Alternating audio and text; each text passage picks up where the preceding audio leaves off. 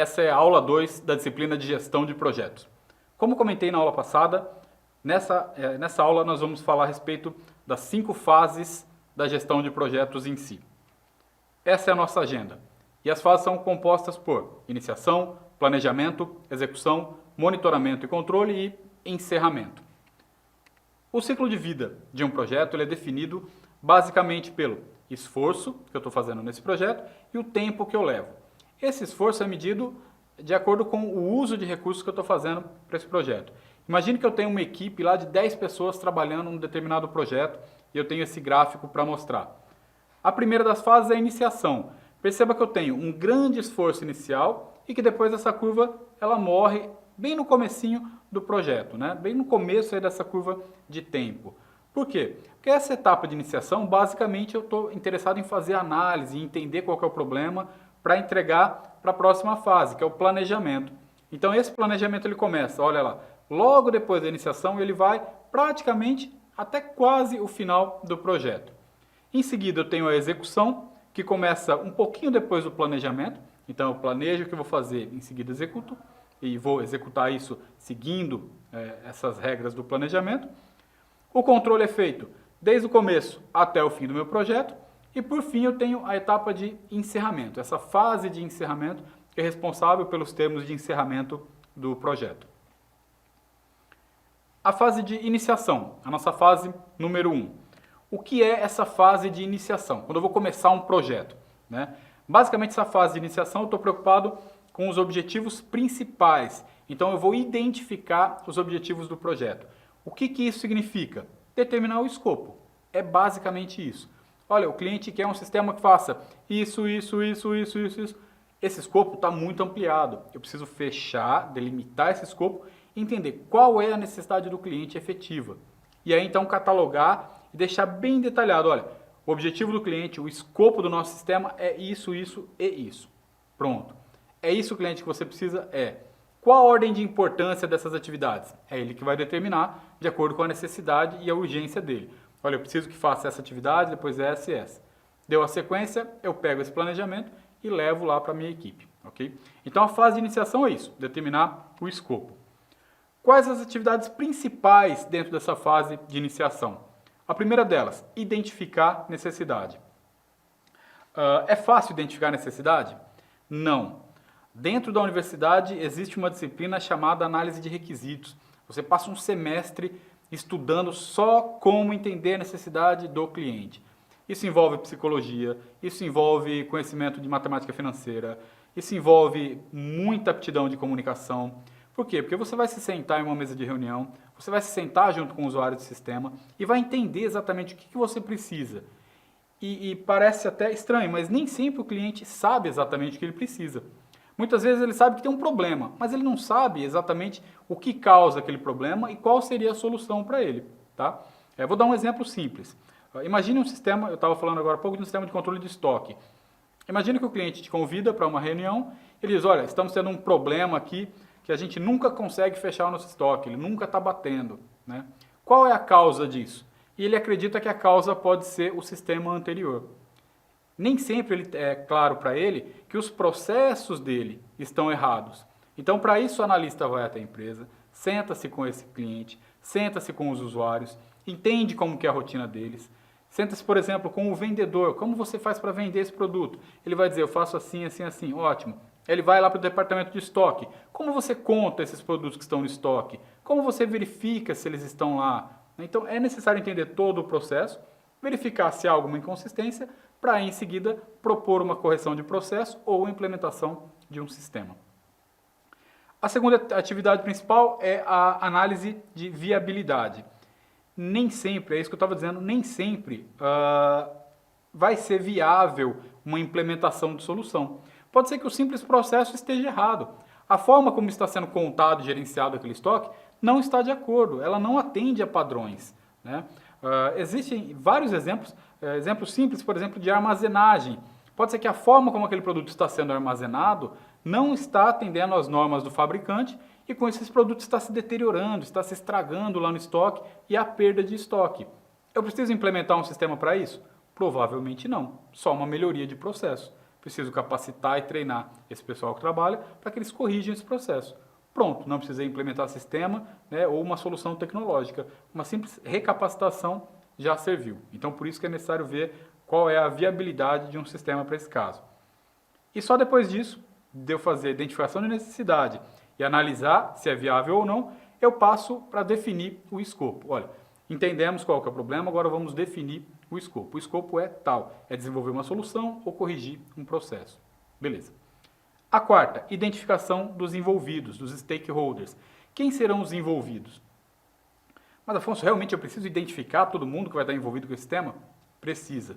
Porque senão, em muitas situações, o que acaba acontecendo é que as pessoas que estão trabalhando com uma determinada solução, com um determinado processo, que não são convidados para apresentar seus problemas, que não são convidados para apresentar quais são as suas necessidades, eles acabam depois se transformando em inimigos dessa evolução. Por quê? Porque eles não se sentem beneficiados. Quando a gente apresenta a solução, seja ela correção de processo ou sistema, ele vai dizer, olha, ninguém me ouviu, né? Eu já sabia que isso ia dar errado, porque ninguém viu que esse ponto aqui, ó, ele é falho. Então percebam a importância de convidar todos os atores envolvidos para apresentar uma solução. O quinto, estabelecimento do gerente de projetos. Agora que eu já sei qual que é o escopo, né, que eu já sei quem são os envolvidos e o projeto vai ser viável, joia, quem vai ser o gerente desse projeto?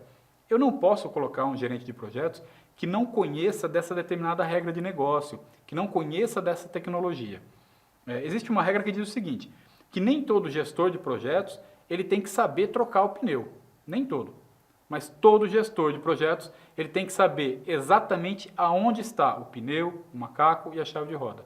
Então ele tem que saber onde estão essas coisas. Não necessariamente ele vai botar a mão na massa, mas ele sabe aonde estão as ferramentas, quem vai fazer isso, quanto tempo vai levar para consertar esse negócio. Então isso é conhecimento básico. A sexta atividade, estimativa inicial de recurso. Agora já tenho meu gerente, já sei o que eu vou fazer, quem vai trabalhar nessa equipe? Então vou lá, pego os meus recursos, né, e boto o pessoal para trabalhar e desenvolver aquela solução, né, ou aquele novo processo. E recurso nem sempre é só pessoal. Imagine que, por exemplo, eu vou desenvolver uma nova balança para pesar os caminhões que estão chegando lá do estoque e tudo mais. Joia, que tipo de balança eu vou ter? Que tipo de equipamento vai ser utilizado? Isso já tem no mercado, não tem, eu vou ter que adaptar. Então, isso também é um recurso que eu vou ter que pesar. E por último, a elaboração do termo de abertura. Embora seja aqui o sétimo e último ponto dessa atividade, ela é talvez a mais importante. Por quê? Porque é aqui onde metade dos seus problemas se acabam, no início. Porque exatamente quando você elabora o termo de abertura, você está dizendo para o seu cliente, olha, esse é o nosso projeto, esse é o nome do projeto, esse é o escopo, então vamos fazer tal solução, vamos desenvolver tal solução ou apresentar uma correção de determinado processo. Esse projeto ele vai começar no dia tal e terminar em tal data, ele vai custar tanto. Joia.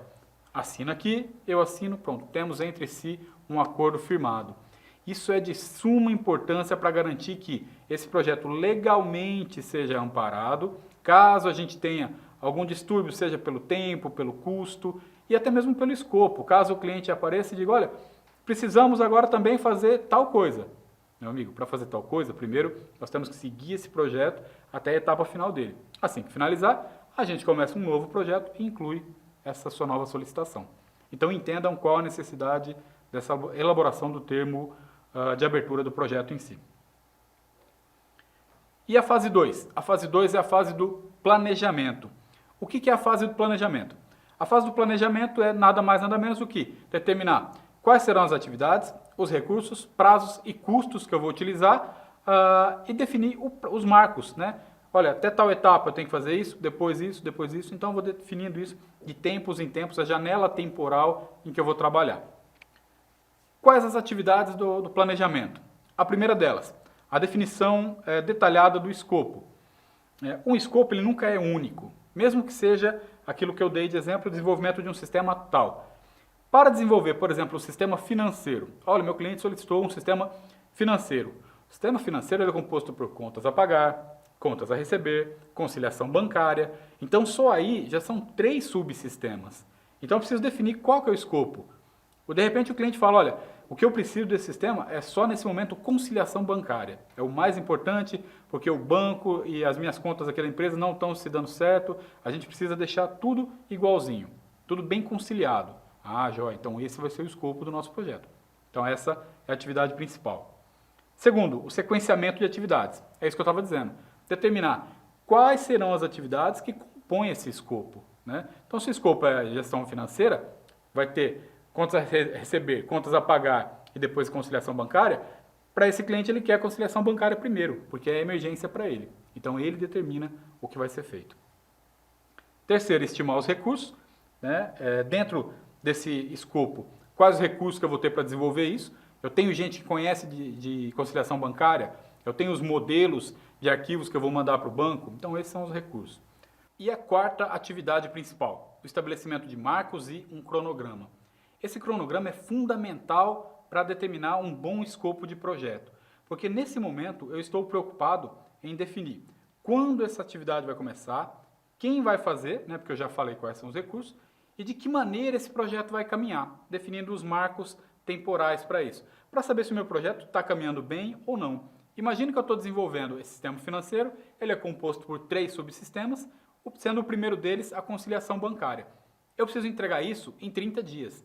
Se ao longo de 20 dias eu percebo que esses recursos são insuficientes e que eu estou longe de atingir o prazo, então provavelmente eu vou precisar de uma correção de recursos para esse projeto. Por isso, a importância da definição de marcos e um cronograma.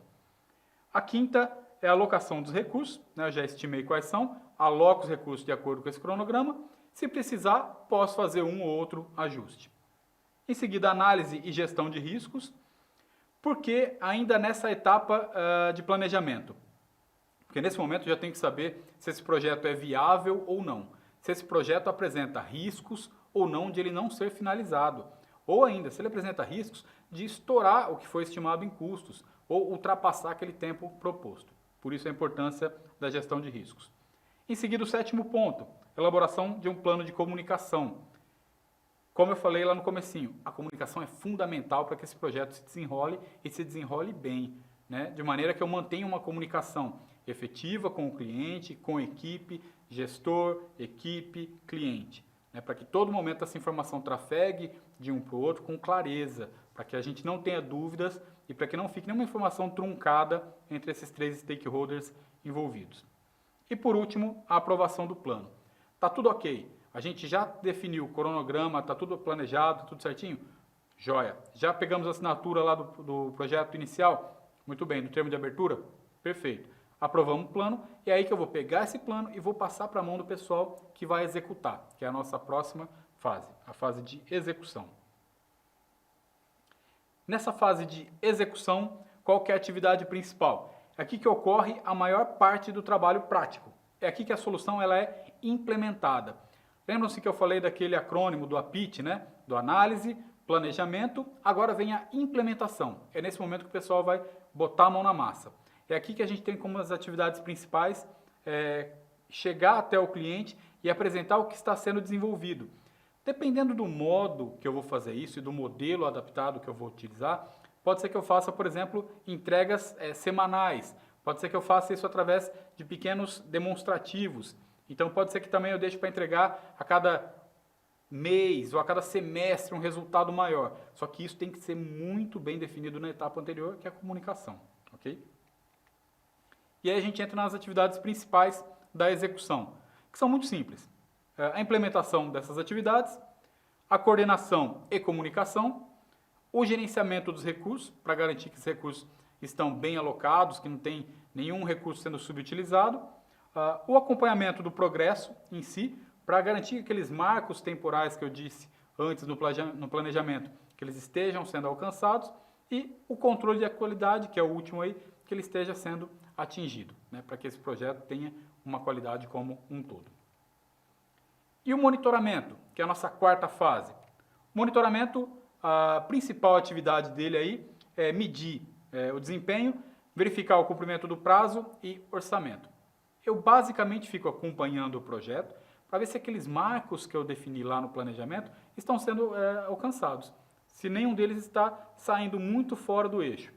Depois, quando a gente vê o modelo do Scrum, que é um método de gerenciamento de projetos, vocês vão ver que existe um gráfico de acompanhamento do projeto. Nesse gráfico eu vejo, olha, as atividades estão dentro do previsto? Beleza, as atividades ficam abaixo do gráfico. Essas atividades estão ficando mal desenvolvidas ou estão ultrapassando o custo ou o tempo, elas vão começar a atingir uma barreira vertical, saindo desse gráfico. Então a gente vai fazendo esse monitoramento. Quais as atividades principais do monitoramento? O acompanhamento do progresso em si. Como que eu faço o acompanhamento do progresso de um projeto? Dia a dia. Não existe nenhuma metodologia que pregue que eu faça esse monitoramento semanal, mensal. Não, ele é dia a dia. Então, todos os dias eu tenho que ver o quanto daquelas atividades estão sendo executadas. Mesmo que entre um dia e outro não foi nada executado, eu vou lá e coloco, olha, de ontem para hoje houve 0 de andamento, para saber quais os dias em que eu não tive atividade, que elas foram interrompidas. Em seguida, o controle de custos, né? Tá tudo dentro do que foi planejado, tá todo mundo trabalhando de acordo com o calendário estipulado, tá tudo ok, jóia. Então o custo continua de acordo com o que foi estimado no começo. O controle dos prazos, ele atende ao acompanhamento do projeto, né? Se eu tiver dentro de custo e janela de tempo, tá tudo ok. A avaliação da qualidade, eu tenho que verificar se o pessoal que está trabalhando, eles estão acompanhando a metodologia que foi proposta. Se eles estiverem fazendo, tudo ok, tudo certo, a gente continua, né, com o nosso projeto de qualidade. Em seguida, identificação de risco e problema. Aqui, durante o monitoramento, eu também tenho que ficar observando se surgiu um novo risco ou não. Pô, Afonso, mas de novo risco, né? Porque você já disse que existe esse monitoramento de risco lá no planejamento. Imagina a seguinte situação. No planejamento, eu coloquei como principal risco. Olha, o principal risco desse nosso novo projeto, que é implementar um sistema de controle aéreo, é utilizar uma tecnologia de rastreio de aviões. A gente conhece muito pouco, mas existe um cara aqui que ele é especialista. Ok, não, ele vai trabalhar. Então eu coloco lá como risco baixo, porque temos um especialista. Imagina que durante esse projeto, esse cara é enviado para um novo projeto, ou ele tem algum impedimento, ou ele fica momentaneamente fora da equipe. Esse é um risco que pode inviabilizar meu projeto todo, né? Ele detinha o conhecimento dessa tecnologia específica. Então eu tenho que ficar fazendo essa identificação. Olha, há um risco. Esse especialista vai sair da minha equipe. Isso é um risco que pode inviabilizar o projeto. Então por isso eu tenho que ficar monitorando o tempo todo. E por último, comunicação e relatórios. Essa comunicação e relatórios fica sendo repassada ao gestor do projeto. Então, dentro de cada equipe, eu tenho alguém responsável por fazer esse monitoramento. Esse monitoramento é repassado para o gerente de equipes, né, para o gerente de projetos. O gerente de projetos vai observando esses relatórios, vendo, olha, está tudo bem, está tudo certo. Ou então, olha, tem algum risco que é muito eminente. Precisamos mitigá-lo antes que ele se transforme num problema sério. Ou então, não, está tudo ok, projeto que segue. E por último, a fase 5, a fase de encerramento. Essa fase basicamente se resume à documentação final. É isso que é a fase de encerramento. O que é a documentação final? Essa é uma grande, mas uma grande armadilha em gestão de projetos. Geralmente quando a gente começa um projeto, cria-se o termo de abertura, pega a assinatura, todo mundo começa a trabalhar. Joia, está todo mundo feliz. Acabou o projeto. O que se faz quando acaba-se um projeto? Esse término, esse encerramento precisa ser formalizado. O cliente tem que assinar dizendo que o projeto está terminado, está encerrado. Por que isso? Porque o principal erro das equipes de gestão de projetos é acreditar que eles determinam quando o projeto acabou. Quando isso não é verdade. Quem determina se um projeto acabou ou não é o cliente. Foi ele quem solicitou o projeto. É ele quem vai observar aquele produto final e vai dizer, se for, por exemplo, uma correção de processos.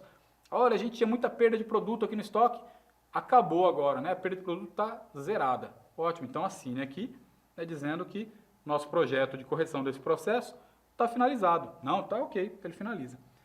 Por que isso, Afonso? Por que tem que ter essa documentação? Porque senão você vai acabar se escravizando eternamente dentro de um projeto. O que vai acontecer é que esse cliente, no dia seguinte em que encerrou o projeto, vai falar, olha, agora que acabou isso, só faltou um detalhezinho. Aquele negócio que tinha os produtos lá que dava problema, eu preciso que agora tenha um relatório aqui no sistema dizendo quanto chegou e quanto saiu, né? É rápido. E realmente pode ser um relatório rápido. Você pode levar algumas horas só. Só que como aquilo não tinha sido estimado, não tem custo, não tem prazo, né, não tem nada, você vai e faz aquela atividade. Você já está executando uma atividade que não vai ter nenhum ganho financeiro para você e vai consumir do seu tempo, então está te causando um prejuízo também. Acabou aquilo, ele, rapaz, está tudo perfeito, mas aquele sistema não tem como corrigir um pouquinho a tela, porque ela ficou muito clara, não tem como deixar uma outra cor. Dá para fazer. E assim, de sim em sim, lembra que eu falei lá do não, que você tem que saber quando dá ou não? Esse é um dos momentos de dizer não. Olha, não, a gente não pode fazer isso, porque nós já pegamos a assinatura, o projeto já está encerrado. Para fazer essas alterações, a gente vai começar um novo projeto, ok? Então essa é a importância do encerramento. Então nessa atividade de encerramento, a gente tem a documentação final, a avaliação do desempenho, saber se, né, olhar a curva lá do projeto e ver se a gente saiu muito do prazo ou não, se ficou ok, entregar os resultados em si, liberar os recursos, pessoal, valeu, concluímos o projeto, pegamos a assinatura, né, agora cada um pode ser alocado em novos projetos ou alocá-los em um novo projeto junto com a gente, avaliação do pós-projeto em si, né, que é o momento em que o gerente de projetos senta com a equipe e avalia, olha, tivemos esses sucessos, essas coisas que não deram muito bem, precisamos corrigir e tudo mais. E a etapa final, que é a confraternização. Eu costumo dizer que a confraternização dentro do encerramento é quase tão importante quanto a documentação final. Por quê? Porque a equipe passou um tempo, uma janela de tempo muito grande, às vezes desenvolvendo uma solução para alguém. É importante que haja um momento de confraternização muito mais informal, para que haja uma troca de ideias, de experiências, para você avaliar o sentimento das pessoas em relação a esse projeto. Como eles se sentiram?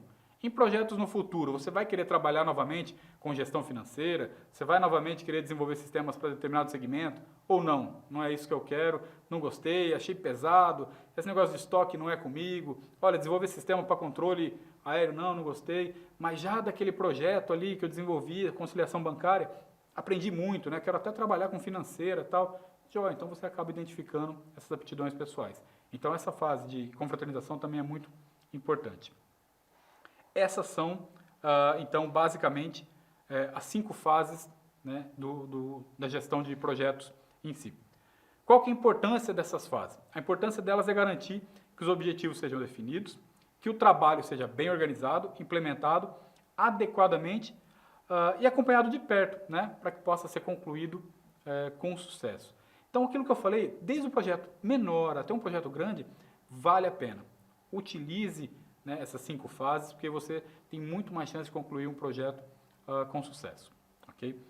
Na próxima aula, a gente vai apresentar aí um pequeno quiz, né, um pequeno jogo de perguntas e respostas, com 10 questões sobre esses conceitos que foram abordados até agora, desse primeiro módulo. Esse primeiro módulo basicamente se encerra nessas 2 aulas, e aí com esse quiz a gente vai tirar as dúvidas sobre esses conceitos aí. Ok? Obrigado.